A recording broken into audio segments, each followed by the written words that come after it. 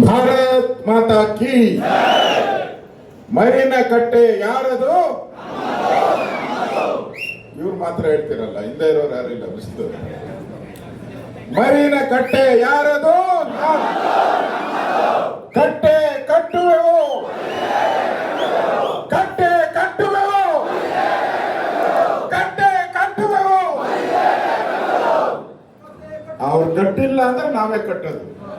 ನಾನೇ ಬರ್ತೀನಿ, ಬೇಕಾದ್ರೆ ಅದಕ್ಕೆ ಕಟ್ಟೋದಕ್ಕೆ ನಾನೇ ಬರ್ತೀನಿ. ನಾನು ಅಯೋಧ್ಯೆಯಲ್ಲಿ ಬಾಬರ್ ಮಸೀದಿ ಇದೆಯಲ್ಲ, ಆಗ ಬಡದಾಕಕ್ಕೆ ಹೋಗಿ ಅಲ್ಲಿ ಶ್ರೀರಾಮ ಮಂದಿರ ಕಟ್ಟಿ 21 ದಿನ ಅಲ್ಲೇ ಇದ್ದೆ. ನಾನು 21 ಡೇಸ್ ಅಲ್ಲಿ ಬಂದಿದ್ದೀನಿ. ಇದಕ್ಕೆ ನನಗೆ ಕಟ್ಟೋದು ಗೊತ್ತಿದೆ, ಒಡೆಯೋದು ಗೊತ್ತಿದೆ. ನನಗೆ ಕಟ್ಟಲೇಬೇಕು. ಈ ಸರ್ಕಾರದ ವಿರುದ್ಧ ಎಮರ್ಜೆನ್ಸಿ ಇಂದಿರಾ ಗಾಂಧಿ ವಿರುದ್ಧನೂ ಕೂಡ 1 ತಿಂಗಳು ಜೈಲಲ್ಲಿ ಬಂದಿದ್ದೀನಿ ನಾನು. ಅದರಿಂದ ಇವೆಲ್ಲ ನೋಡಿದ್ದೇನೆ. ಅದಾದ್ಮೇಲೆ ಯಾವ ಪೊಲೀಸ್ ಸ್ಟೇಷನ್ಗೆ ಹೋಗಿದ್ನೋ, ಯಾವ ಪೊಲೀಸ್ ಸ್ಟೇಷನ್ ಅಲ್ಲಿ ನನಗೆ ಲಾಠಿ ಏಟುಗಳು ಬಿದ್ದಿತ್ತೋ, ಅದೇ ಪೊಲೀಸ್ ಇಲಾಖೆಗೆ ನಾನು ಸಚಿವನಾಗಿನೂ ಕೂಡ ಕೆಲಸ ಮಾಡಿದ್ದೀನಿ. ಅದರಿಂದ ಎರಡೂ ಗೊತ್ತಿದೆ ನನಗೆ. ಈ ವಿಚಾರ ಹೇಳಿದ ತಕ್ಷಣ ನಾನು SP ಗೆ ಫೋನ್ ಮಾಡಿದೆ ಅವತ್ತೇ. ಈ ಆಟ ನಡೆಯಲ್ಲ ಅಂತ ಹೇಳಿದ್ದೀನಿ ಅವ್ರಿಗೆ, SP ಅವ್ರಿಗೆ. ಕ್ರಮ ಆಗ್ಬೇಕು, ಬಂಧಿಸ್ಬೇಕು. ಅವ್ರನ್ನ ಬರೀ ಬಂಧಿಸಿದ್ರೆ ಆಗಲ್ಲ, ಗಡಿ ಪಾರ್ ಮಾಡ್ಬೇಕು. ಅವ್ರನ್ನೆಲ್ಲರನ್ನ ಗಡಿ ಪಾರ್ ಮಾಡ್ಬೇಕು. ಈಗ ವೆಸ್ಟ್ ಬೆಂಗಾಲ್ ಅಲ್ಲಿ ಏನ್ ಮಾಡ್ತಾ ಇದ್ದಾರೆ ಬಿಜೆಪಿ ಅವರು? ಬಾಂಗ್ಲಾದೇಶದವ್ರನ್ನೆಲ್ಲ ಗಡಿ ಪಾರ್ ಮಾಡ್ತಾ ಇದ್ದಾರೆ.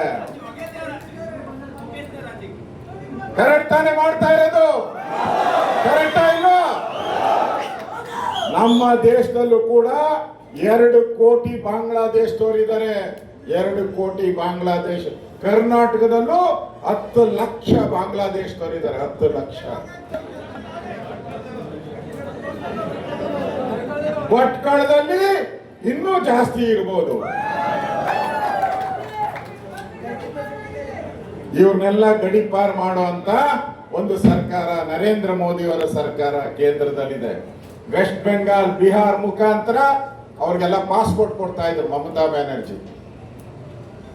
ಆಧಾರ್ ಕಾರ್ಡ್ ಕೊಡ್ತಾ ಇದ್ರು, ರೇಷನ್ ಕಾರ್ಡ್ ಕೊಡ್ತಾ ಇದ್ರು. ಅದು ತಗೊಂಡು ಬಂದಿಲ್ಲಿ ನಾವು ವೆಸ್ಟ್ ಬೆಂಗಾಲ್ ಇಂದ ಬಂದಿದ್ದೀರಿ ಅಂತ ಹೇಳ್ತಾ ಇದ್ರು. ಈಗ ವೆಸ್ಟ್ ಬೆಂಗಾಲ್ನ ಅಲ್ಲಿ ಯಾರು ಬಾಂಗ್ಲಾದೇಶ ಇದ್ದಾರೋ ಅವ್ರಿಗೆಲ್ಲ ಕತ್ತರಿ ಕಟ್ ಮಾಡಕ್ ಬಿಟ್ಟಿದ್ದಾರೆ. ಕತ್ತರಿ ಕಟ್ ಈಗೆಲ್ಲ ಹೋಗ್ತಾ ಇದ್ದಾರೆ. ಅಲ್ಲಿ ವಿಡಿಯೋ ಮಾಡಿದ್ದಾರೆ, ನೋಡ್ಬೇಕು. ನಿನ್ನೆ ಅವನು ಅಧೀಮ ಮಾಡಿದ್ನಲ್ಲ, ಕದೀಮ.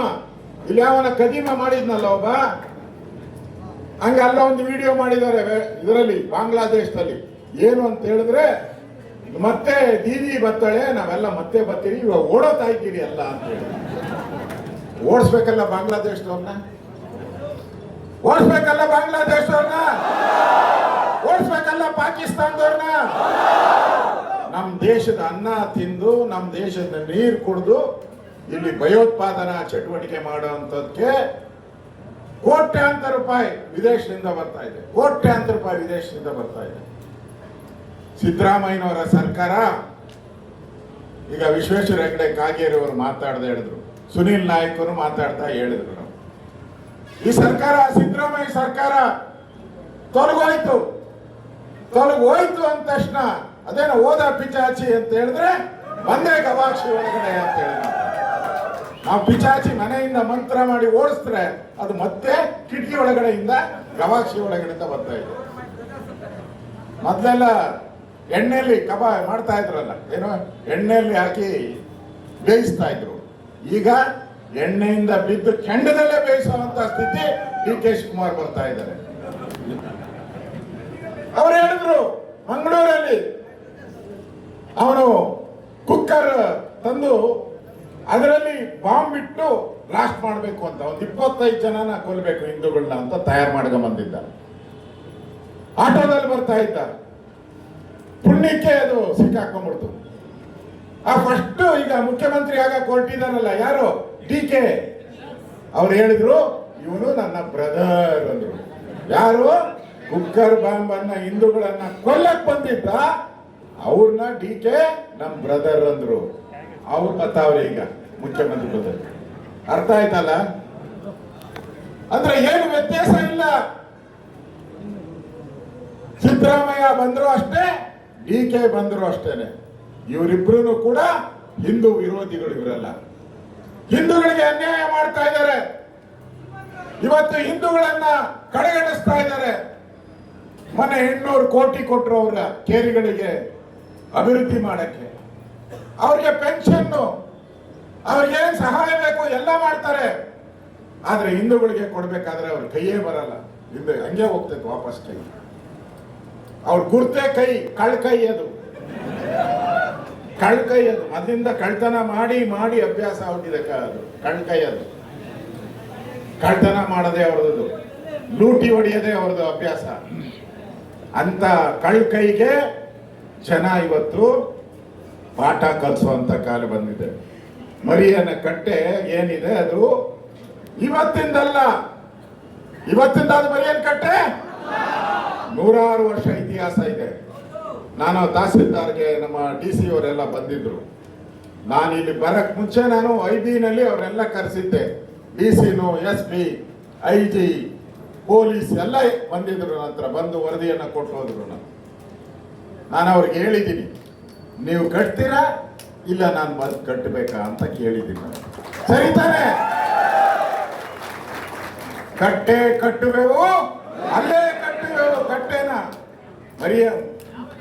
ಮುರಿಯಿನ ಕಟ್ಟೆ ಅಲ್ಲೇ ಕಟ್ಟಬೇಕು ನಾವು. ನಾನು ಸ್ಥಳಕ್ಕೆ ಹೋಗಿ ಬಂದಿದ್ದೀನಿ. ನಾನು ಇಲ್ಲಿ 100 ವರ್ಷದ ಇತಿಹಾಸ ಇರ್ತಕ್ಕಂಥ ಮುರಿಯನ ಕಟ್ಟೆ 100 ವರ್ಷ ಇತಿಹಾಸ ಇದೆ. ಅಲ್ಲಿ ಸುತ್ತಮುತ್ತ ಇವಾಗ ಸೇರ್ಕೊಂಡಿದ್ದಾರಲ್ಲ, ಅವ್ರು ಯಾರು? ಅವರು ಹಿಂದೆ ಇದ್ರೆ 100 ವರ್ಷದಿಂದ ಅಲ್ಲಿ ಒಂದು ಮನೆ ಇರಲಿಲ್ಲ, ಅಲ್ಲಿ ಒಂದು ಗುಡಿಸಲು ಇರಲಿಲ್ಲ, ಅಲ್ಲಿ ಒಂದು ರೋಡ್ ಇರಲಿಲ್ಲ. ಅಲ್ಲಿ ಅವತ್ತಿದ್ದು ಮರಿಯನ ಕಟ್ಟೆನೆ ಅದು.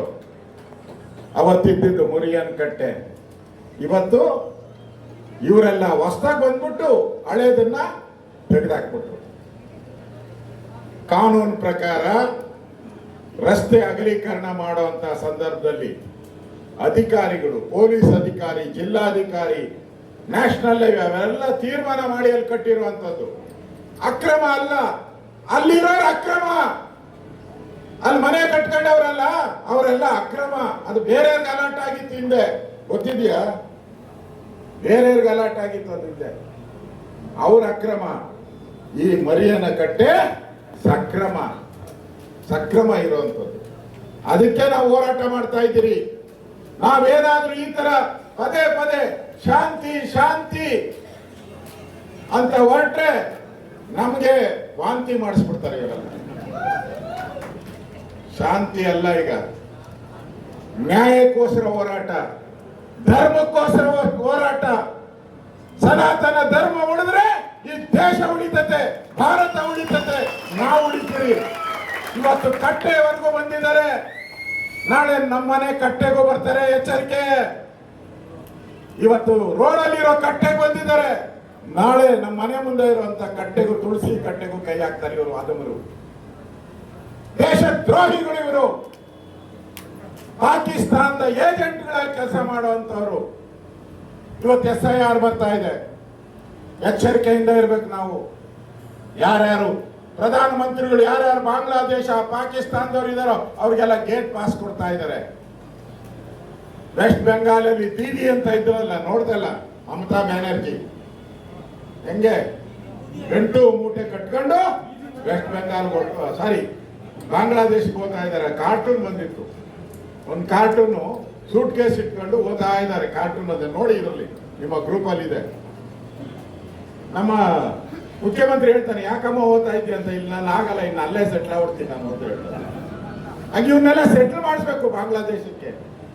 ನಮ್ಮ ದೇಶದವ್ರಿಗೆ ಇಲ್ಲಿ ಬದುಕುವಂತ ಹಕ್ಕಿರೋದು. ಹಿಂದೂಗಳು ಪುರಾತನವಾಗಿ 5,000 ವರ್ಷಗಳಿಂದ ಬದುಕ್ತಾ ಇರುವಂತ ಜನ. ನಾವು ಈ ದೇಶವನ್ನ ಉಳಿಸ್ಕೋಬೇಕಾದ್ರೆ ಈ ತರದ ವಿಚಾರಗಳನ್ನ ಇಟ್ಕೊಂಡು ನಾವೆಲ್ಲ ಒಟ್ಟಾಗಬೇಕು. ಹಿಂದೂಗಳೆಲ್ಲ ಒಟ್ಟಾಗಬೇಕು, ಒಗ್ಗಟ್ಟಾಗಬೇಕು. ಆಗ ಮಾತ್ರ ನಮಗೆ ಈ ರಾಜ್ಯದಲ್ಲಿ ಈ ಕಾಂಗ್ರೆಸ್ ಸರ್ಕಾರ ತೊಲಗೋವರೆಗೂ ಇನ್ನ 2 ವರ್ಷ ಅಷ್ಟೇ. ಹೀಗೆ ಜಗಳ ಆಡ್ತಾ ಇದ್ದಾರೆ. ಅವಾಗೆ ಇನ್ನು 2 ವರ್ಷ ಆದ್ಮೇಲೆ ಕಾಂಗ್ರೆಸ್ ಸರ್ಕಾರ ಬರ್ತಾ ಅಷ್ಟಾಕ ಅಧರ್ಮಗಳನ್ನು ಮಾಡಿಬಿಟ್ಟಿದ್ದಾರೆ. ಒಂದ್ ಕಡೆ ಮುಸ್ಲಿಮರ ತುಷ್ಟೀಕರಣ ಮಾಡಿ ವೆಸ್ಟ್ ಬೆಂಗಾಲ್ ಹೋಯ್ತು, ಮುಸ್ಲಿಮರ ತುಷ್ಟೀಕರಣ ಮಾಡಿ ಬಿಹಾರ ಬಿಜೆಪಿ ಪಾಲಾಯ್ತು, ಕರ್ನಾಟಕನೂ ಹಾಗೆ. ಅವ್ರಿಗಾಗಲೇ ಗೊತ್ತಾಗ್ಬಿಟ್ಟಿದೆ ನಾವಿನ್ ಮುಂದೆ ಗೆಲ್ಲಲ್ಲ ಅಂತ, ಅದಕ್ಕೆ ಲೂಟಿ ಹೊಡಿತಾ ಇದ್ದಾರೆ. ಮಂಡ್ಯದಲ್ಲಿ ಹನುಮ ಧ್ವಜವನ್ನ ತೆಗೆದುಹಾಕಿದ್ರು, ಹೋರಾಟ ಮಾಡಿದ್ರಿ, ಮತ್ತೆ ಅಲ್ಲೇ ಧ್ವಜವನ್ನ ನಿರ್ಮಾಣ ಮಾಡುವಂತ ಕೆಲಸ ಮಾಡಿದ್ರಿ. ಮಂಡ್ಯದಲ್ಲಿ ಗಣಪತಿ ಮೆರವಣಿಗೆ ಮೇಲೆ ಕಲ್ತುರಿದ್ರು, ಎಲ್ಲಿ ಕಲ್ತುರಿದ್ರು ಅವ್ರ ಮನೆ ಮುಂದೆ 5,000 ಜನ ಸೇರಿಸಿ ನಾವು ಹೋರಾಟ ಮಾಡಿ ಅಲ್ಲೇ ಮೆರವಣಿಗೆ ಮಾಡಿದ್ರಿ, ಮತ್ತೆ ಮೆರವಣಿಗೆ ಮಾಡಿದ್ರಿ, ಒಂದಲ್ಲ 10 ಮೆರವಣಿಗೆ ಮಾಡಿದ್ರಿ. ಅವಾಗ ಒಂದೇ ಒಂದು ಗಣೇಶನ್ ಕಲ್ಲು ಹೊಡೆದ್ರು, ನಾವು 100 ಗಣೇಶ ತಗೊಂಡೋಗಿ ಮೆರವಣಿಗೆ ಮಾಡಿದ್ರಿ ನಾವು. ಅದು ಹಿಂದೂಗಳ ತಾಕತ್ತು. ಹಿಂದೂಗಳು ಎತ್ತರೆ ನಿಮಗೆ ಉಳಿಗಾಲ ಇಲ್ಲ. ಪಾಕಿಸ್ತಾನದವ್ರಿಗೆ ಬಾಂಗ್ಲಾದೇಶದವ್ರಿಗೆ ಅನ್ನೋ ಎಚ್ಚರಿಕೆಯನ್ನು ನಾವು ಕೊಡಕ್ ಬಂದಿದ್ದೀನಿ ಬಂಧುಗಳೇ. ನಾವು ಯಾರು ದೇಶಗಳಲ್ಲ, ನಾವು ಯಾರು ಭಾರತವನ್ನ ಪ್ರೀತಿಸ್ತಾರೆ, ಭಾರತ ಮಾತೆಯನ್ನ ತಾಯಿ ಅಂತ ಯಾರು ಪೂಜಿಸ್ತಾರೋ ಅವ್ರ ಪರವಾಗಿರೋರು ನಾವು. ಒಂದೇ ಮಾತರಂ ಹೇಳೋಂಥವ್ರು, ರಾಷ್ಟ್ರ ಗೀತೆಯನ್ನ ಹೇಳ್ತಕ್ಕಂಥವ್ರು, ಅವ್ರ ಪರವಾಗಿರೋ ಅಂತ ಜನ ನಾವು. ನಾವು ಕಾನೂನನ್ನ ಕೈ ತಗೊಳೋರಲ್ಲ. ಆದರೆ ನೀವೇನಾದ್ರೂ ಹೆಚ್ಚು ಕಡಿಮೆ ಮಾಡಿ ಮರಿಯನ ಕಟ್ಟೆಗೆ ಏನಾದ್ರೂ ಅವಮಾನ ಮಾಡಿದ್ರೆ ನಾವು ಬೀದಿಗಿಳಿತೀರಿ, ಕಟ್ಟೆ ಕಟ್ಟುವೆವು, ಅಲ್ಲೇ ಕಟ್ಟುವೆವು, ಅಲ್ಲೇ ಕಟ್ತೀರಿ. ಪಕ್ಕ ಜಾಕ್ ಹೋಗೈತೆ ಅದು. ನ್ಯಾಷನಲ್ ಹೈವೇನಲ್ಲಿ ಆಕ್ಸಿಡೆಂಟ್ ಆಗ್ತಾ ಇತ್ತು, 16 ಜನ ಸತ್ತಿದ್ದಾರೆ ಅಂತ ಗೊತ್ತಾದ ಮೇಲೆ ಇಲ್ಲಿರುವಂತ ಹಿಂದೂ ಮುಖಂಡರುಗಳೆಲ್ಲ ಪಕ್ಕದಲ್ಲಿ ಕಟ್ಟೋಣ ಅಂತ ಮಾಡಿದ್ರು. ಆದ್ರೆ ನೀವೇನಾದ್ರೂ ಕುತಂತ್ರ ಮಾಡಿದ್ರೆ ಮತ್ತೆ ಅಲ್ಲೇ ವಾಪಸ್ ಕಟ್ಟುವಂತ ಪರಿಸ್ಥಿತಿ ನಿರ್ಮಾಣ ಆಗ್ತದೆ. ಹುಷಾರು, ಎಚ್ಚರಿಕೆಯನ್ನು ಕೊಡ್ತಾ ಇದ್ದೀರಿ. ಇದೇನು ಬೊಗಳೆ ಮಾತಲ್ಲ. ಇದೊಂದು ಮತ್ತೊಂದು ಚಿಕ್ಕಮಂಗ್ಳೂರಲ್ಲಿ ಆಯ್ತಲ್ಲ, ಏನು ದತ್ತಮಾಲೆ, ದತ್ತಮಾಲೆ, ದತ್ತಪೀಠ, ಆ ತರ ಆಗದ್ ಬೇಡ. ನಾನು ಪೊಲೀಸರಿಗೆ ಮತ್ತು ಜಿಲ್ಲಾಡಳಿತಕ್ಕೆ ಎಚ್ಚರಿಕೆಯನ್ನ ಕೊಡ್ತಾ ಇದ್ದೀನಿ. ಮತ್ತೊಂದು ದತ್ತಪೀಠ ಆಗಕ್ಕೆ ಅವಕಾಶ ಕೊಡಬೇಡಿ. ಎಲ್ಲಿ ಕಟ್ಟಿದೀವೋ ಅಲ್ಲೇ ಮತ್ತೆ ಕಟ್ಟಬೇಕು, ಇನ್ನೂ ಭದ್ರವಾಗಿ. ಈಗೇನ್ ಕಟ್ಟಿದ್ರು ಎಲ್ಲ ಆಲೋ ಬ್ರಿಕ್ಸ್ ಅಲ್ಲಿ ಕಟ್ಟಿದ್ರು, ನೆಕ್ಸ್ಟ್ ಆಲೋ ಬ್ರಿಕ್ಸ್ ಅಲ್ಲ, ಕಲ್ಲಲ್ಲೇ ಕಟ್ತೀರಿ, ಗ್ರಾನೈಟ್ ಕಲ್ಲಲ್ಲೇ ಕಟ್ತೀರಿ, ಪರ್ಮನೆಂಟ್ ಆಗಿ ಕಾಂಕ್ರೀಟ್ ಹಾಕಿ ಕಟ್ತೀರಿ ನಾವು. ಒಳ್ಳೇದಾಯ್ತು, ಇಲ್ಲಾಂದ್ರೆ ಹಂಗೆ ಇರೋದು. ಫಸ್ಟ್ ಕ್ಲಾಸ್ ಆಫ್ ಗ್ರಾನೈಟ್, ಎಷ್ಟು ಬೇಕೋ ಗ್ರಾನೈಟ್ ಹೇಳಿ ನಾನೇ ಕೊಡಿಸ್ತೀನಿ ಬೇಕಾದ್ರೆ. ಕಟ್ಟಬೇಕಲ್ಲಿ ಒಂದು, ಇದೊಂದು ಹಿಂದೂಗಳ ಒಂದು ಇದಾಗಬೇಕು. ಎಲ್ಲ ಬಂದು ಇಲ್ಲೊಂದು ನಮಸ್ಕಾರ ಹಾಕೊಂಡು ಹೋಗ್ಬೇಕು, ಎಲ್ಲ ದಾರಿಗೆ ಹೋಗೋರೆಲ್ಲ ಒಂದು ನಮಸ್ಕಾರ ಹಾಕೊಂಡು ಹೋಗ್ಬೇಕು. ಇದು ಹಿಂದೂಗಳ ಒಂದು ಭಾವನೆ, ಹಿಂದೂಗಳ ಒಂದು ಪ್ರತೀಕ. ಹಿಂದೂಗಳನ್ನ ಕೆಣಕಿದ್ರೆ ಏನ್ ಮಾಡ್ತಾರೆ ಅಂತ ತೋರಿಸುವಂತ ಒಂದು ಕಟ್ಟಡ ಇದು, ಮಾನ್ಯುಮೆಂಟ್. ಆ ಮಾನ್ಯುಮೆಂಟ್ ಆಗ್ಬೇಕು. ಅದಕ್ಕೋಸ್ಕರ ನಾನು ಬಂದಿದ್ದೀನಿ. ನೆನ್ನೆನೆಯಿಂದನೇ ನಾನು ಬಂದು ಇಲ್ಲೇ ಇದ್ದೀನಿ. ನಾನು ಬಂದು ಇದಕ್ಕೋಸ್ಕರ ಕಾರ್ಯಕ್ರಮಕ್ಕೆ ಬಂದಿದ್ದೀನಿ. ಇಷ್ಟೊಂದು ಸಾವಿರಾರು ಸಂಖ್ಯೆಯಲ್ಲಿ ತಾವೆಲ್ಲ ಬಂದಿದ್ದೀರ. ನಾವೆಲ್ಲರೂ ಕೂಡ ಇವತ್ತು ಪ್ರಮಾಣ ಮಾಡೋಣ, ಕಟ್ಟೆ ಕಟ್ಟುವೆವು, ಮರಿಯನೆ ಕಟ್ಟುವೆವು. ಆ ರೀತಿ ಕೆಲಸವನ್ನ ನಾವು ಮಾಡಬೇಕು ಅನ್ನೋ ದೃಷ್ಟಿಯಿಂದ ಬಂದಿದ್ದೀನಿ. ಜಿಲ್ಲಾಧಿಕಾರಿಗಳಿಗೆ ನಾವು ಮನವಿಯನ್ನ ಈಗಾಗಲೇ ಜಿಲ್ಲಾಧಿಕಾರಿಗಳು ಬಂದಿದ್ದಾರೆ, ಕಾಯ್ತಾ ಇದ್ದಾರೆ. ಮನವಿ ಕೊಡೋಣ. ಅದಾದ್ಮೇಲೆ ನಾವು ಬೆಳಗ್ಗೆನೂ ಕೂಡ ಯಾರು ಸುಮಾರು 11 ಜನ ನಮ್ಮ ಬಾಂಧವರು, ನಮ್ಮ ಹಿಂದೂಗಳು ಆ ಒಂದು ಕಪ್ಪೆ ಚಿಪ್ಪು ಆಯೋಧದಲ್ಲಿ ಮರಣವನ್ನು ಹೊಂದಿದ್ದಾರೆ. ಅವ್ರ ಮನೆಗೂ ನಾವು ಭೇಟಿ ಮಾಡಿದ್ವಿ. ಈಗಾಗಲೇ ನರೇಂದ್ರ ಮೋದಿಯವರು ಸರ್ಕಾರ ಅದಕ್ಕೆ ಹಣವನ್ನು ಕೊಟ್ಟಿದ್ದಾರೆ. ನಮ್ಮ ಪಾರ್ಟಿಯಿಂದನೂ ಕೂಡ ನಾವು ಅವರಿಗೆ ಹಣವನ್ನು ಕೊಡ್ತೀವಿ. ಅವ್ರ ಪಾರ್ಟಿಯಿಂದನೂ ಕೂಡ ಹಣವನ್ನು ಕೊಡ್ತೀವಿ. ಈಗಾಗಲೇ ಸುನೀಲ್ ನಾಯಕ್ ಇರ್ಬೋದು, ಎಲ್ಲರೂ ಕೂಡ ಅದಕ್ಕೆ ಸಹಾಯ ಮಾಡ್ತಾ ಇದ್ದಾರೆ. ಬಡ ಮಕ್ಕಳು ಒಂದು ಮನೆಯಲ್ಲಿ ಮಕ್ಕಳೆಲ್ಲ ಉಳಿದಿದ್ದಾರೆ, 3 ಜನ, ತಂದೆ ತಾಯಿ ಇಬ್ಬರು ಸತ್ತೋಗಿದ್ದಾರೆ, ಓದ್ತಾ ಇದ್ದಾರೆ. ಅದರಿಂದ ನಾನು ಸರ್ಕಾರಕ್ಕೂ ಕೂಡ ಇದ್ರ ಬಗ್ಗೆ ಗಮನ ಸೆಳಿತೀನಿ. ಮುಂದೆ ಬರುವಂಥದ್ದು ಕರ್ನಾಟಕದಲ್ಲಿ ನಮ್ಮದೇ ಸರ್ಕಾರ. ಅದಕ್ಕೆ ಅಧಿಕಾರಿಗಳು ಕೂಡ ಈಗಲಿಂದನೇ ತಯಾರಾಗಿ ನಮ್ಮ ಕಡೆ ಹಿಂದೂಗಳ ಕಡೆ ಬಗ್ಗೆ ಏನಾನ ವಕ್ರ ದೃಷ್ಟಿ ಬಿದ್ದರೆ ನಾವು ನಿಮ್ಮ ಕಡೆ ವಕ್ರ ದೃಷ್ಟಿಯನ್ನ ತೋರಿಸ್ಬೇಕಾಗ್ತದೆ. ಆ ಕೆಲಸ ಮಾಡಬೇಡಿ. ಅಧಿಕಾರಿಗಳು ಒಳ್ಳೆ ಅಧಿಕಾರಿಗಳು ಇದ್ದೀರಾ, ಪೊಲೀಸ್ ಅಧಿಕಾರಿಗಳೆಲ್ಲ ಒಳ್ಳೆಯವರಿದ್ದಾರೆ, ಈಗಾಗಲೇ ಕ್ರಮ ತೆಗೆದುಕೊಂಡಿದ್ದಾರೆ. ಇನ್ನಷ್ಟು ಅವ್ರ ಮೇಲೆ ಗುಂಡು ಹಾಕ್ಬೇಕು, ಅವ್ರ ಮೇಲೆ ಗಡೀಪಾರು ಮಾಡಬೇಕು. ಆಗ್ಲೇ ಇಂಥ ಕುಚೋದ್ಯ ಮಾಡೋ ಅಂಥವ್ರು ಇನ್ನೊಂದ್ಸರಿ ಈ ಕಡೆ ಅಡ್ಡಾಡಲ್ಲ. ಆ ಒಂದು ಹೇಳಿಕೆಯನ್ನ ಮಾಡೋ ಮುಖಾಂತರ ತಾವೆಲ್ಲರೂ ಮತ್ತೆ ಈ ಒಂದು ಹೋರಾಟಕ್ಕೆ, ಇದು ಕಾರ್ಯಕ್ರಮ ಅಲ್ಲ, ಈ ಒಂದು ಹೋರಾಟಕ್ಕೆ ತಾವು ಇಷ್ಟೊಂದು ದೊಡ್ಡ ಸಂಖ್ಯೆಯಲ್ಲಿ ಮೆರವಣಿಗೆ ಮುಖಾಂತರ ಬಂದು ಈ ಒಂದು ಹೋರಾಟಕ್ಕೆ ಬೆಂಬಲವನ್ನು ಕೊಟ್ಟಿದ್ದೀರಾ. ನಾನು ಕೂಡ ಈ ಹೋರಾಟಕ್ಕೆ ಬೆಂಬಲವನ್ನು ಕೊಟ್ಟಿದ್ದೀನಿ. ಮರಿಯನ್ನ ಅಲ್ಲೇ ಕಟ್ಟಬೇಕು ಅನ್ನೋದು ನಮ್ಮ ಈಡೈಕೆ. ಆದಷ್ಟು ಬೇಗ ಇದಕ್ಕೆ ತಿಂಗಳಾನ್ಗಟ್ಲೆ ತಗೋಬಾರ್ದು, ಇಮಿಡಿಯೇಟ್ ಆಗಿ ಜಿಲ್ಲಾಡಳಿತ ಕ್ರಮ, ಇನ್ನೊಂದು ತಿಂಗಳೊಳಗಡೆ ಇದ್ರ ಮೇಲೆ ಕ್ರಮ ಆಗಬೇಕು. ಇನ್ನೊಂದು ತಿಂಗಳೊಳಗೆ ಕ್ರಮ ಆಗಬೇಕು, ಅಲ್ಲೇ ಕಟ್ಟಬೇಕು. ಅದು ನಮ್ಮ ಹೇಳಿಕೆಯನ್ನು ಮಾಡೋ ಮುಖಾಂತರ ನನ್ನ ಮಾತನ್ನ ಮುಗಿಸ್ತಾ ಇದ್ದೀನಿ. ಭಾರತ್ ಮಾತಾ ಕೀ.